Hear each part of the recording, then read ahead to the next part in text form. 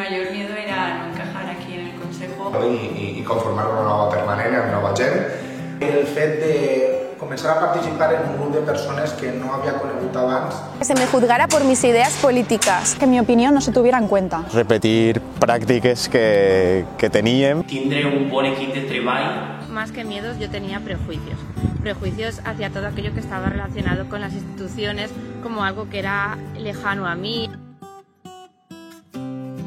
Aprendre més, conèixer noves realitats. Haber aprendido a trabajar con personas que piensan completamente distinto a mí. I tot i això superar aquestes diferències i haver treballat en equip. El Consell fa que t'empoderes amuntar i fa que creixes moltíssim com a persona. Grans persones, m'han una motxilla carregada d'un muntó d'experiències. Que me han transmitido una pasión por el asociacionismo y por la participación y se han convertido en auténticos referentes para mí. Mucha más seguridad en mí misma, me ha hecho perder la vergüenza. Poder trabajar más a fondo en el panorama asociativo juvenil.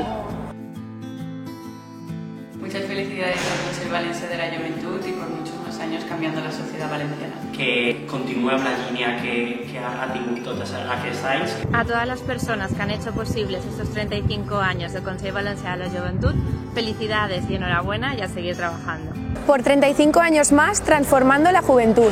Por 35 años más y muchas felicidades a todos aquellos que han estado en el Consell Valencià de la Joventut. Especialment a totes aquelles persones que s'han involucrat en les comissions permanents i equips tècnics del passat, del present i que s'involucraran en el futur. Ha sigut un plaer i una sort formar part del Consell aquests 2 anys. Que el Consell Valencià de la Joventut siga la casa de totes i tots els joves valencians i valencianes i esperem que continuï sent-ho i esperem que continuï representant i posant en l'agenda política les necessitats i els problemes de les persones joves valencianes.